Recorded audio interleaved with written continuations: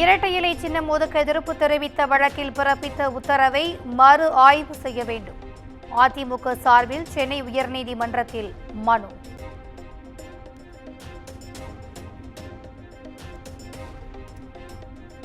சட்டப்பேரவையில் மாநில சட்டம் ஒழுங்கு குறித்து திமுக அதிமுக இடையே காரசார விவாதம். அதிமுகவினர் வெளிநடப்பு செய்யும் போது தைரியம் இருந்தால் பதிலை கேட்டுவிட்டு செல்லுங்கள் என முதலமைச்சர் மு.க. ஸ்டாலின் ஆவேசம்.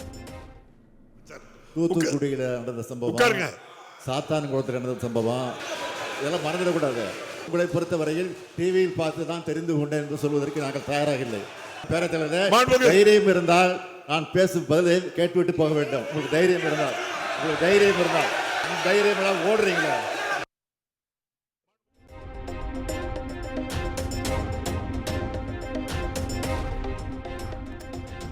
ஈரோடு ரவுடி கொலை சம்பவத்தில் காவல்துறை உடனடியாக நடவடிக்கை எடுத்துள்ளது.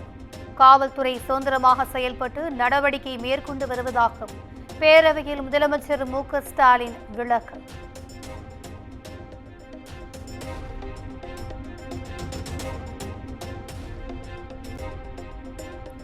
தூத்துக்குடி சாத்தான்குளம் பிரச்சனையை அதிமுகவினர் மறந்துவிடக் கூடாது. டிவியில் பார்த்து தெரிந்து கொண்டேன் என தான் கூறவில்லை என்றும் பேரவையில் முதலமைச்சர் மு.க. ஸ்டாலின் மறைமுகமாக சாடல்.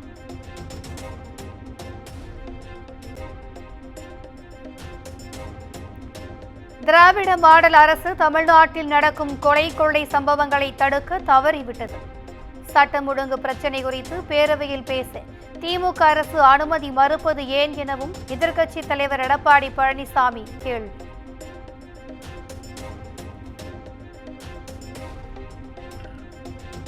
தமிழக வாழ்வுரிமை கட்சியின் வேல்முருகன் அதிக பிரசங்கித்தனமாக நடந்து கொள்வதாக முதலமைச்சர் மு.க. ஸ்டாலின் கண்டனம். வேல்முருகன் மீது சபாநாயகர் அப்பாவு நடவடிக்கை எடுக்கவும் பரிந்துரை.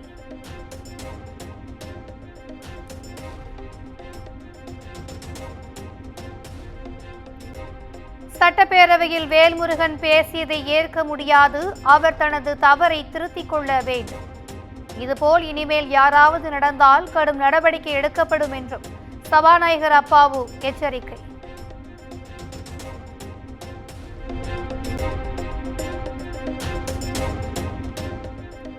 சாதிவாரி கணக்கெடுப்பு நடத்த சொன்னால் சேகர்பாபு கோவப்படுவது ஏன்? தமாக எம்எல்ஏ வேல்முருகன் கேள்வி. தகராறு செய்யும் நோக்கில் தான் பேசவில்லை எனவும் விளக்கம்.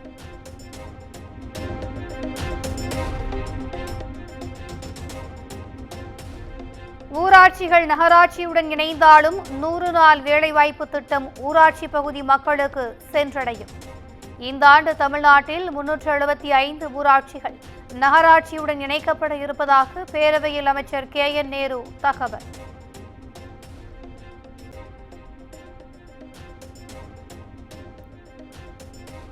பத்தாயிரத்தில் எப்படி லேப்டாப் வழங்க முடியும்? அதிமுக எம்எல்ஏ தங்கமணி கேள்வி.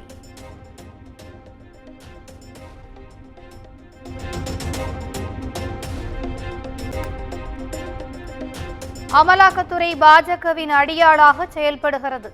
சட்டத்துறை அமைச்சர் ரகுபதி காட்டு.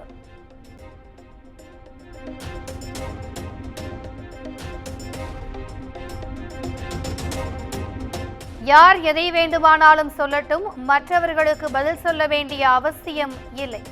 டாஸ்மாக் முறைகேட்டை கண்டித்து தாவேக போராடாதது குறித்த அண்ணாமலையின் விமர்சனத்திற்கு என் ஆனந்த் பதில்.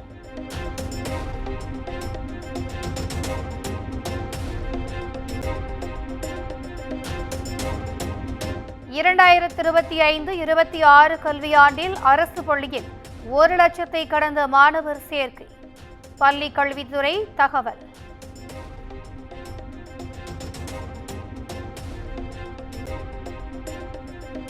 அமலாக்கத்துறை விசாரணைக்கு இடைக்கால தடை கோரி டாஸ்மாக் நிர்வாகம் தாக்கல் செய்த மனு. அமலாக்கத்துறை நடவடிக்கை எடுக்க வருகிற 25ஆம் தேதி வரை சென்னை உயர்நீதிமன்றம் இடைக்கால தடை.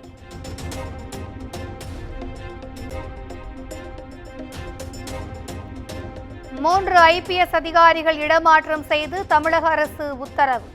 சென்னை வடக்கு மண்டல கூடுதல் ஆணையராக இருந்த நரேந்திர நாயர் தமிழக காவல்துறை விரிவாக்க பிரிவு ஐஜியாக மாற்றம்.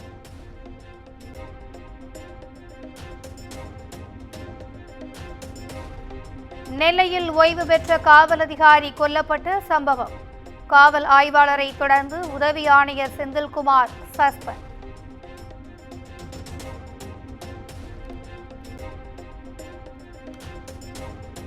ஈரோடு அடுத்த நசியனூர் அருகே ரபுடி ஜான் வெட்டி கொல்லப்பட்ட சம்பவம். நீதிமன்றத்தில் சரணடைந்த இருவருக்கு 15 நாட்கள் நீதிமன்ற காவல் வழங்கி உத்தரவு.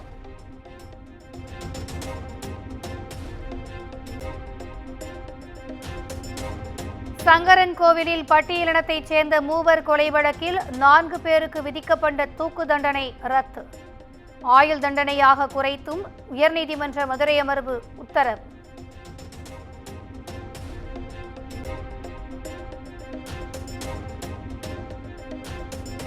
அமைச்சர் பொன்முடி மீது சேற்றை வீசியதாக கைது செய்யப்பட்டவருக்கு ஜாமீன். சென்னை உயர்நீதிமன்றம் உத்தரவு.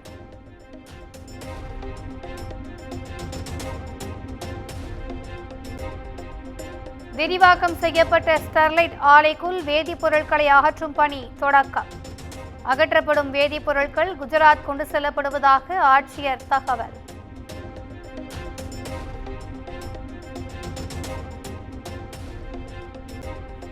கோவை சங்கமேஸ்வரர் கோயில் தேரோட்டத்தை இனி ஆண்டுதோறும் நடத்த வேண்டும். 28 ஆண்டுகளாக தேரோட்டம் நிறுத்தப்பட்டதை எதிர்த்த வழக்கில் சென்னை உயர்நீதிமன்றம் உத்தரவு.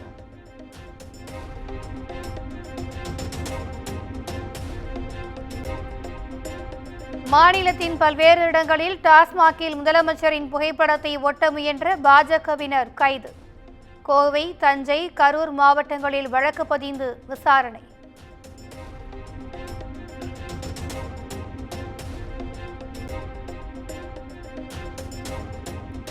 கோவையில் ஏடிஎஸ்பி கட்சி நிர்வாகிகள் வீட்டில் சோதனை நடத்திய அமலாக்கத்துறை. 12 மணி நேர சோதனைக்கு பின் வாஹித் ரஹ்மான் என்பவர் சட்டவிரோத பண பரிமாற்ற தடை சட்டத்தின் கீழ் கைது.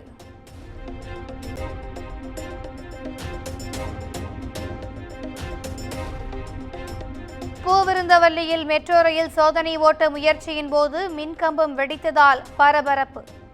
சோதனை ஓட்டத்தில் தாமதம் ஏற்படும் என தகவல்.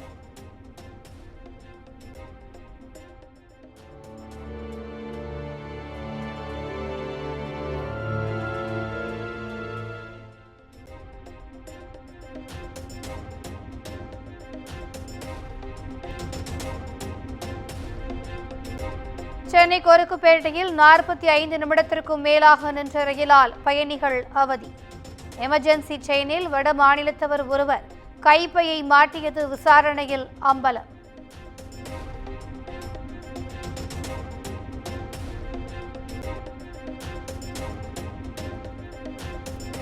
தூத்துக்குடி மாவட்டம் விளாத்திக்குளம் அரசு பேருந்தில் உடைந்து தொங்கும் எமர்ஜென்சி டோர். கயிற்றை கட்டி பேட்ச் ஒர்க் செய்ததால் அச்சத்துடன் பயணிக்கும் மக்கள்.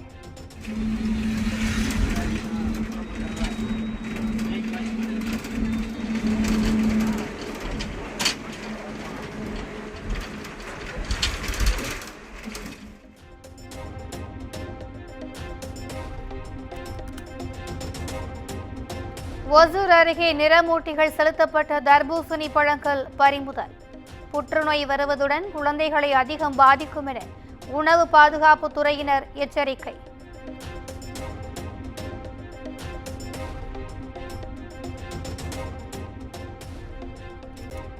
தொகுதி மறுவரையறை தொடர்பாக திமுக எம்பிக்கள் கடும் அமளி. மக்களவை நாளை வரை ஒத்திவைப்பு.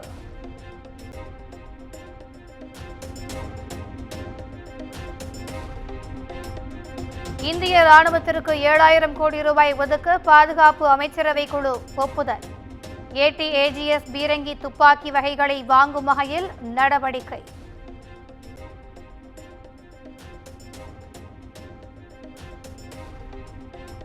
சத்தீஸ்கரில் 26 நக்சலைட்டுகள் என்கவுண்டர். மாபெரும் வெற்றி என மத்திய அமைச்சர் அமித்ஷா கருத்து.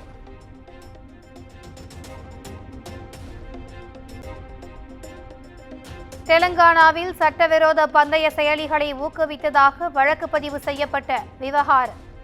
மன்னிப்பு கோரி வீடியோ வெளியிட்ட நடிகர் பிரகாஷ் ராஜ்.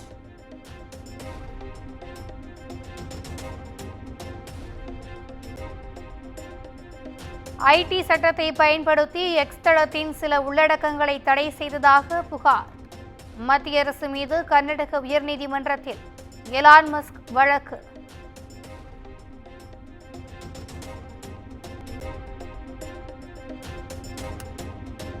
நடப்பு ஐபிஎல் தொடரில் எச்சில் தொட்டு பந்தை தேய்ப்பதற்கு இருந்த தடையை நீக்கிய பிசிசிஐ.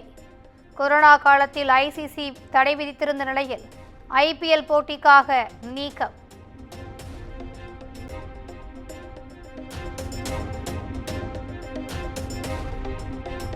கார்த்திக் சுப்புராஜ் இயக்கத்தில் சூர்யா நடித்த ரெட்ரோ படத்தின் 2ஆம் பாடல் கனிமா வரும் 21ஆம் தேதி வெளியிடு.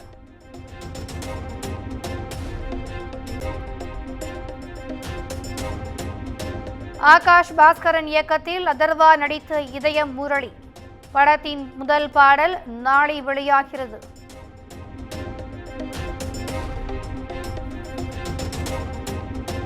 குமுதம் மற்றும் தமிழ்நாடு மின்சார வாரியம் இணைந்து வழங்கும் சிக்கனமும் பாதுகாப்பும் யூஸ்ஃபுல் டிப்ஸ். மின் நுகர்வோர் சேவை மையம். மின் கட்டணம் தொடர்பான சந்தேகங்கள், இலவச மின் இணைப்பு குறித்த தகவல்கள், பழுதடைந்த மின் கம்பங்கள் அல்லது பில்லர் பாக்ஸ் குறித்த தகவல் தர, மின் இணைப்பு பெயர் மாற்றம் குறித்த சந்தேகம், இவை அனைத்திற்கும் 9497 94987 என்ற எண்ணை தொடர்பு கொள்ளவும்.